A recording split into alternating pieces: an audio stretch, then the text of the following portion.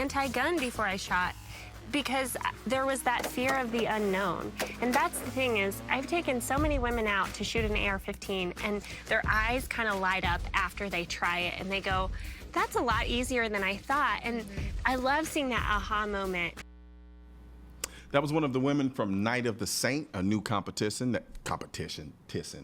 Man, I can't speak sometimes. I don't know why y'all have me here. It's a new competition that's just for women and just for ARs. Joining us from Springfield to tell us more is Stephanie Reese. And Stephanie, I'm trying to figure out why I wasn't invited to the all-women AR-15 shoot.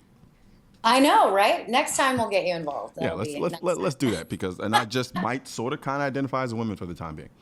Yeah, there you go. Exactly. It's all very fluid. Yeah. All right. So while I'm pissing off a certain segment of the population right now, tell us about the Night of the Saint.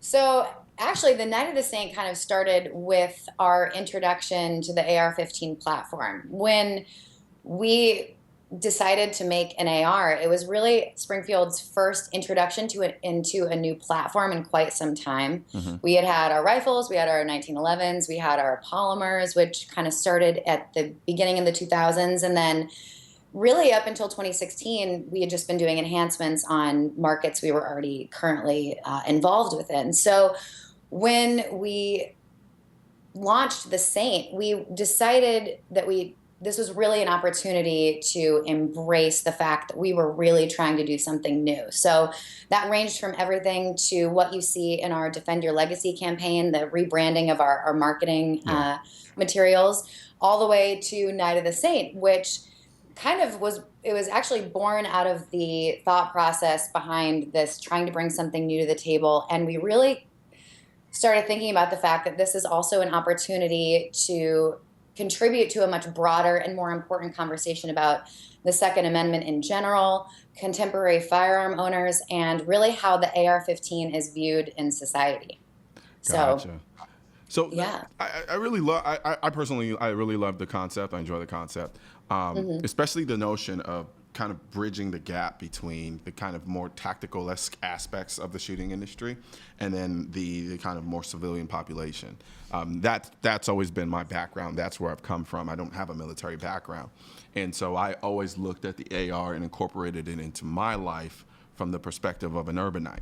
I called myself, coming out of the gate, the urban gun enthusiast. People thought that meant black. No, that means urban, in that I was from the city. People read. Anyway, so now with that being said, when did the competition begin, and then when did it end? So the girls actually, I think they came out about 3 weeks prior. They were getting some initial instruction. They were also involved in our marketing aspects, so they were doing some photo-related material for us too. So it was a very fluid 3-week period. Gotcha. Where at the beginning it was very brief instruction, and then Eric Frohart came in from Blue Corps Shooting Center in Denver, an amazing trainer. I recently met Fro and trained with him myself, and I would have to agree with you. Yes. Yeah. Oh yeah, he trained me for a few days. I can't say enough amazing things. He's truly talented. But he trained the girls for, I believe it was 3 days. Mm-hmm. It was 3 days. Okay. So. And so did all of the girls have an extensive background in shooting? Did they have no background in shooting? I mean, I saw a couple of faces I recognized, but what was the conceptually the kind of basis behind that?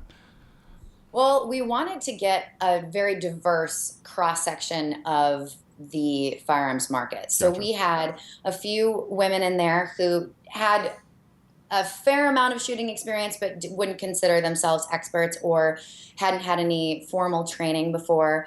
We had one girl who had never even touched an AR before. We had a few girls who were actually very proficient with firearms and grown up around them their whole lives and compete.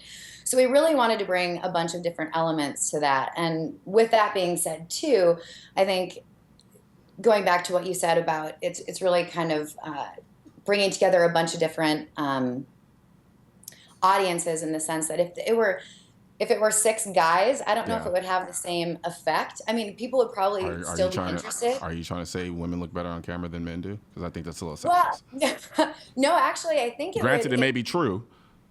Well, I just think that with women on camera, it's more of a conversation starter. You don't necessarily Yeah. consider women to be gun runners. They're not going to be growing tactical beards. They're not the ones that you see Lord, at please, Jesus, don't. right, exactly. So I think the fact that, well, we went with women because it was a way to really drive home the idea that anyone can shoot an AR-15. And I think the AR-15 is so unfairly portrayed in such an aggressive light.